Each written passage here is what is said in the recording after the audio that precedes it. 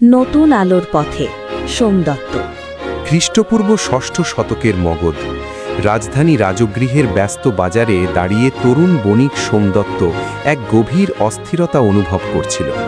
চারদিকে ধন সম্পদের প্রাচুর্য, ঘোড়ার খুরের শব্দ আর হাতির গর্জন, কিন্তু এই জাঁকজমকের নিচেই লুকিয়ে আছে এক গভীর বিভাজন।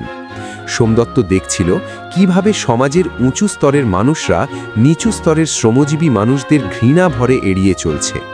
সোমদত্তের বাবা একজন প্রতিষ্ঠিত বণিক ছিলেন। কম্পিটিটিভ ও স্কুল স্টুডেন্টসদের জন্য এমন ভিডিও পেতে এখনই সাবস্ক্রাইব বা ফলো করে রাখুন। কিন্তু সোমদত্তের মনে শান্তি নেই। সে দেখছে মানুষে মানুষে কত তফাত। কেউ রেশমি পোশাকে ঢাকা, আর কেউ সামান্য এক টুকরো কাপড়ের জন্য ধুঁকছে। জাতিভেদ প্রথা যেন এক অদৃশ্য লোহার দেওয়াল তুলে দিয়েছে সমাজের প্রতিটি মানুষের মাঝে। জন্মই কি তবে মানুষের পরিচয় নির্ধারণ করবে? কর্মের কি কোনো মূল্য নেই? এই প্রশ্নগুলোই সোমদত্তকে কুরে কুরে খাচ্ছিল। একদিন নগরের প্রান্তে এক বিশাল যজ্ঞের আয়োজন করা হয়েছে। যজ্ঞের ধোঁয়ায় আকাশ কালো হয়ে গেছে। সোমদত্ত সেখানে গিয়ে দেখল শত শত নিরীহ পশুকে সারিবদ্ধভাবে দাঁড় করিয়ে রাখা হয়েছে বলিদানের জন্য। পুরোহিতরা উচ্চস্বরে কঠিন সংস্কৃত মন্ত্র উচ্চারণ করছেন, যা সাধারণ মানুষের বোধগম্য নয়। সোমদত্তের কানে সেই মন্ত্রগুলো যেন সীসার মতো ভারী লাগছিল। সে দেখল ধর্মের নামে কিভাবে এই অবলা প্রাণীদের হত্যা করা হচ্ছে। এক বৃদ্ধ পুরোহিত তাকে দেখে চিৎকার করে উঠলেন, কারণ সোমদত্ত অজান্তেই যজ্ঞের পবিত্র সীমানা ছুঁয়ে ফেলেছিল। পিছিয়ে যাও তরুণ, তুমি জানো না অপবিত্র স্পর্শের যজ্ঞের ফল নষ্ট হতে পারে? সোমদত্ত ভাবল, যেখানে জীবনের কোনো মূল্য নেই সেখানে ধর্ম কোথায়? এই আচারের বেড়াজাল কি কেবল সাধারণ মানুষকে ভয় দেখানোর জন্য? যজ্ঞ থেকে ফিরে সোমদত্ত তার ছোট বোন সুজাতার কাছে বসল। সুজাতা বুদ্ধিমতী এবং সংবেদনশীল, কিন্তু সমাজে মেয়ে হিসেবে তার কোনো স্বাধীনতা নেই। সে শিক্ষা নিতে পারে না, শাস্ত্র পড়তে পারে না। সুজাতা তার হাত ধরে নিচু স্বরে বলল, দাদা, আমাদের কি শুধু ঘরের কোণেই থাকতে হবে? আমি শুনেছি নতুন কোনো এক সন্ন্যাসী বলছেন যে জ্ঞান সবার জন্য। সোমদত্ত দেখল সুজাতার চোখে জল। মগধের এই সমাজে নারী কেবল পুরুষের ছায়া মাত্র। তাদের নিজেদের কোনো পরিচয় নেই, কোনো সিদ্ধান্ত নেওয়ার ক্ষমতা নেই। সোমদত্ত নিজের মনেই সংকল্প করল সে এমন এক পথ খুঁজবে যেখানে সুজাতার মতো মেয়েরাও সম্মানের সাথে মাথা উঁচু করে বাঁচতে পারবে। ধর্মের জটিলতা যেন তাদের শিক্ষা থেকে বঞ্চিত না করে। পরদিন সোমদত্ত বণিক সভার এক বৈঠকে যোগ দিল। সেখানে প্রবীণ বণিকরা সমুদ্র যাত্রার নিষেধাজ্ঞা নিয়ে আলোচনা করছিলেন। সেই সময় ব্রাহ্মণদের বিধান অনুযায়ী সমুদ্র যাত্রা করা ছিল মহাপাপ।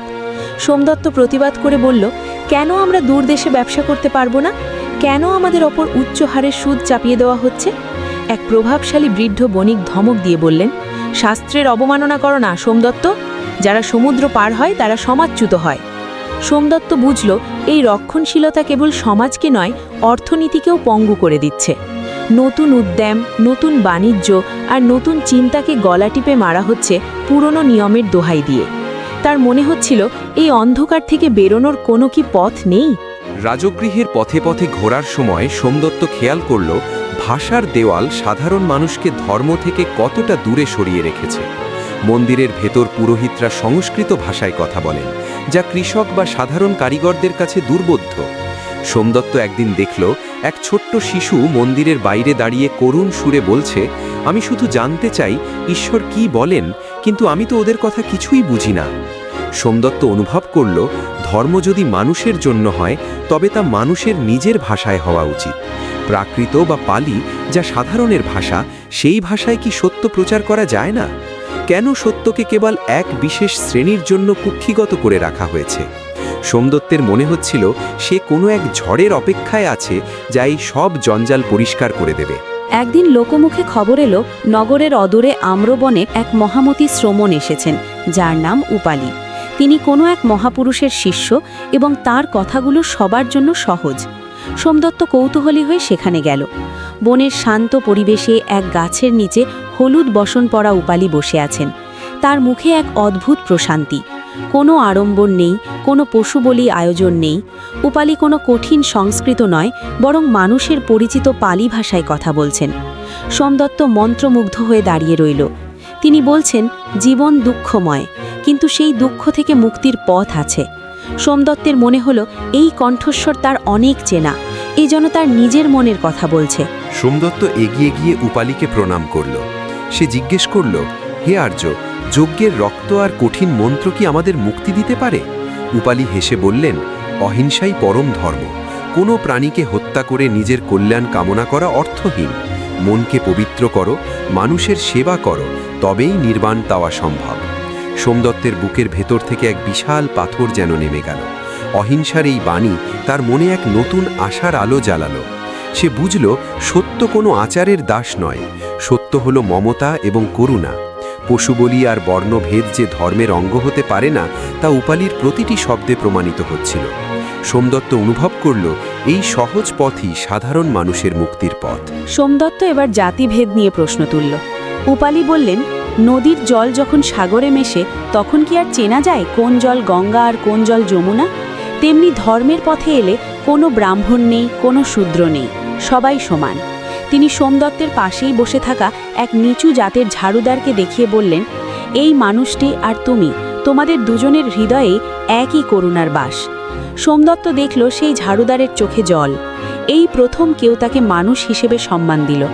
মগধের সমাজে যে বিভাজন তাকে কষ্ট দিচ্ছিল, সেই বিভাজন যেন উপালির বাণীতে ধুলোয় মিশে গেল। সোমদত্ত বুঝল, মানুষের পরিচয় তার বংশে নয়, তার চরিত্রে। সোমদত্ত বাড়িতে ফিরে সুজাতাকে সব কথা জানালো। সে বলল, সুজাতা, উপালি বলেছেন জ্ঞান কোনো বিশেষ লিঙ্গের জন্য নয়, তুমিও তার কাছে গিয়ে সত্য শিখতে পারো।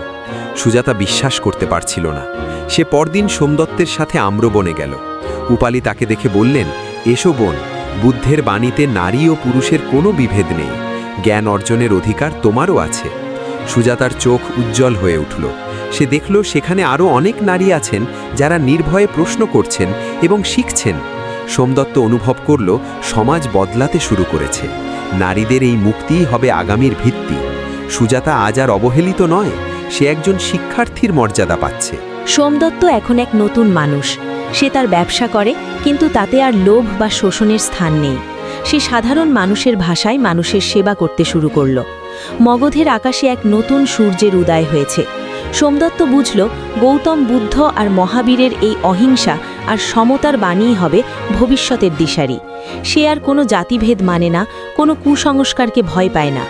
রাজগৃহের রাস্তায় চলতে চলতে সে এখন সবাইকে ভাই বলে ডাকতে পারে।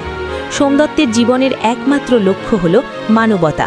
তার হৃদয়ে প্রতিধ্বনিত হতে থাকে সেই অমর বাণী, সব্বে সত্তা ভবন্তু সুখিতত্তা, সকল প্রাণী সুখী হোক।